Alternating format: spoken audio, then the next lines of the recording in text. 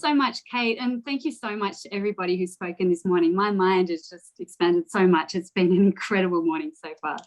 So I'm speaking to you from Gundungurra and Darug country and pay respects to elders past and present and to future generations of Indigenous leaders who I've had the privilege of seeing in action up here at local schools. So I'm a Blue Mountains-based printmaker and like to view landscape as plantscape, realising that it's the diversity of ecology within a landscape that contributes to the breathtaking sense of beauty, and it's the vegetation growing from the unique geology that makes the Blue Mountains such an incredible place to see, listen, visit, live, and to create as an artist. Next slide, please. So my life changed 6 years ago when I met an ecologist called Anna Murphy. Until I met Anna, I enjoyed going bush to find and draw a single plant, tree, or flower. When we began walking together and talking and looking, my perception of the Australian bush changed completely. As we walked and surveyed land and chatted, Anna explained and pointed out the importance of highly evolved and complex relationships between vegetation and fungi. My drawing process transitioned from looking at individual flowers and trees to observing and trying to understand which plants commonly grow together, which insects visited, and which fungi species fruit nearby. Next slide, please.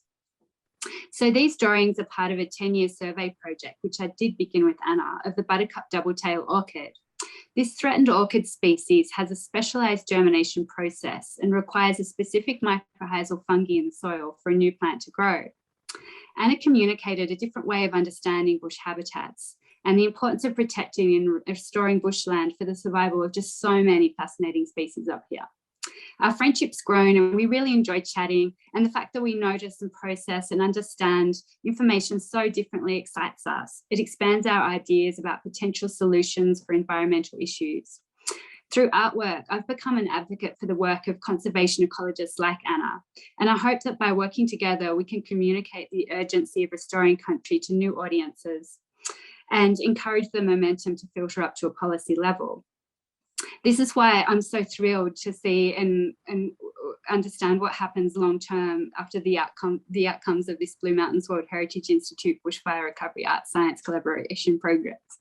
I think great things are going to happen. So these are prints of the buttercup double-tail orchid with mycorrhizal fungi below, which I drew under a microscope at the Mount Annan Botanic Gardens, where they're trying to encourage this plant to germinate in captivity. So next slide, please.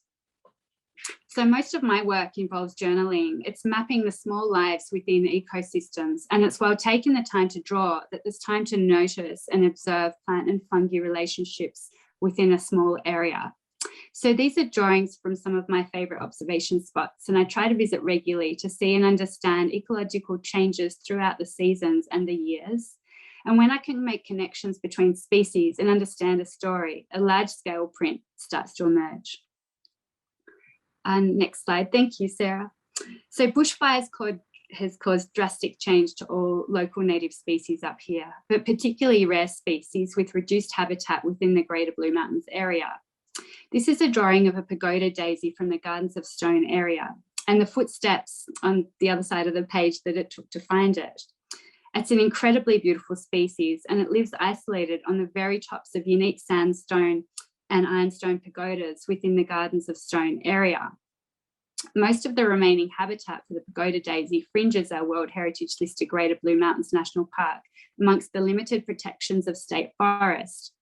It's such an extraordinary place to explore, walk, photograph, create art, the Gardens of Stone, and a repository for an immense diversity of flora. So I highly recommend a visit.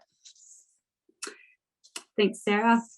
So these silk screen prints are on plywood, and they are my creative interpretation of a local mycorrhizal mushroom species, the Cortinarius sinapicolor, which I've printed here for the Mushroom Matrix project. The yellow colour has been silk screen printed in multiple layers with several fern species, which I've drawn growing in Cortinarius sinapicolor habitat.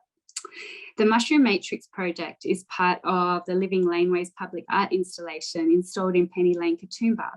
And when it finishes exhibition, it'll be wood chipped and put onto local garden beds where saprotropic fungi will transform it back into nutritious soils. Next slide, please. Thank you. So this work is a silk screen print. and it's a reflection on coal, which really is a pretty incredible sedimentary rock. It's made from compressed plants which were living 350 million years ago. And while I was drawing these plants in a state forest, which is currently being explored for coal seam gas, and reflecting on the plants that were growing around me that day, their evolution and their relationships, and the plants that might have grown at the time the coal below was forming, my reflections strayed to the future, pondering about a change in water levels and changing climate would affect, and how this would affect the ecology of such a beautiful bush habitat. All right, next slide. And this is where things get really exciting. We come to the wonderful Bushfire Print Recovery Project, an experience of deep learning for myself and artists Caroline Ginatz, Fiona Vaughan, Brooklyn Sullivan, Cheryl Yin Lowe, Kate Reed, and myself, as Monica Nugent and the Greater Blue Mountains World Heritage Institute eco-monitors shared specialist knowledge about plant and animal species recovering from bushfire. Our first collaborative piece here is an incredible log made of recycled papers by Caroline, with creative interpretations of saprotrophic fungi by myself, and the names in Morse code of some of the 96 eucalypt species that grow within the Blue Mountains National Park. My grandfather taught me to use Morse code in case of an emergency, and I think where we are in our situation right now, that's the language I feel like speaking in. Next slide, please. So in lieu of COVID regulations and not being able to operate screen-based workshops, we pivoted to use cyanotype printing for our print recovery collaboration, which had really interesting links back to early botanical note-taking. So this beautiful work is by Caroline Ginatz, and it views the natural world as her family. She's always loved to paint and to draw, and Caroline loves the many moods created by different light in the bush, and she feels at home surrounded by majestic trees, minute flowers, and the primitive screeching of parrots. Her cyanotype prints are painterly. I think she really has the sensitive feel of a painter within her prints. Yeah, amazing, thanks Caroline. So the cyanotype, and can I flick, no, keep the thing, Sarah, next one. Thank you. It's Caroline's beautiful flannel flowers and hands of the eco-monitors who were caring for country at the time of the project. Next slide, please. So the cyanotype process could harness sunshine with the isolation of our own backyards to expose our own notes visually, our observations and observations of the eco-monitors who are watching emerging regrowth so well. It was a wonderful print process to use for a collaborative print project in isolation. So this is some of Fiona Vaughan's meticulous prints.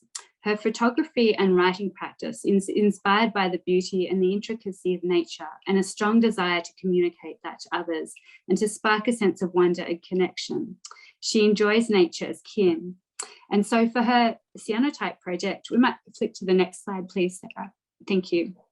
Fiona has identified and exposed part of her amazing Blue Mountains eucalypt leaf collection for this project.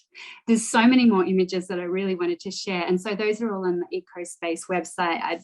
Please have a look. I was really thrilled with the work for this project. Next slide, please. So our very different approaches to this cyanotype process revealed unique methods in artistic practice. We began to know and appreciate each other for unexpected skills. So together we worked through the frustratingly wonderful complexities and the unpredictabilities of cyanotype printing.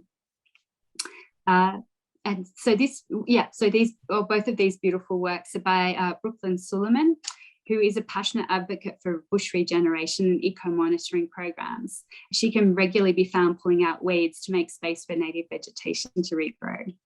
Brooklyn explores themes of local birds, mammals, and plants regrowing after bush fire through both direct and photographic processes. It's amazing work. Next slide, please. So our experiments were shared and received with much excitement via emails. We were determined not to waste any materials, so we reworked our prints until satisfied. And a generous sharing of knowledge throughout the concept and printmaking process consistently strengthened our own personal values and commitment to the regeneration of incredible biodiversity growing just beyond our doorsteps. And so this amazing work's by Cheryl Yin Lowe, who has delicately combined poetry with compelling textures of regrowing bark and trees in her cyanotype prints.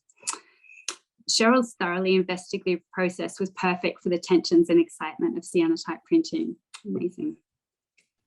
Next slide, please. That's some more of Cheryl's amazing work. So beautiful. Have a look at the website. So within COVID regulations, we were able to enjoy socially distanced catch-ups for walking in the bush in pairs, which Kate Reid called Artisize. This was such a good way to discuss our project and examine regrowth together along the way. So this is some of Kate Reid's beautiful work, exploring the care and time that the human species put into looking after our own homes while neglecting to mend and really value bushland, which has been compromised and cleared for human development. And next slide, please. A part of Kate's amazing collection of doily or handmade doilies. So my own artwork for this project has researched opportunistic plants that have regrown in bushland areas. I went collecting Scotch thistle, dandelion, blackberry, Montbretia and Calamira species from bushfire affected areas on Narra Neck and down in the Grose Valley to expose directly for cyanotype printing. The artwork images are actual size. Next slide, please. Okay, all right. Okay, so the actual size of plants which are trying to recolonize burnt cleared bushland. So the image of me here is for scale. This is the actual size of a blackberry plant, a Calamira plant and a thistle plant. So I'd really like to thank Ian Brown, who's talking shortly, and the bush recovery team working down in the Grose Valley for actively taking care of this place. I'd really like to thank the production team, the makers, the organisers, managers of this wonderful art science collaboration project, and thank the generous eco-monitors on behalf of the Print Recovery Collaboration team, whose commitment to protect and restore burnt country that we love has inspired us all greatly. Thank you all so very much. It's led to many wonderful information exchanges and will continue to do so for a long, long time yet. It's been a brilliant experience from all of us. So thank you and take care.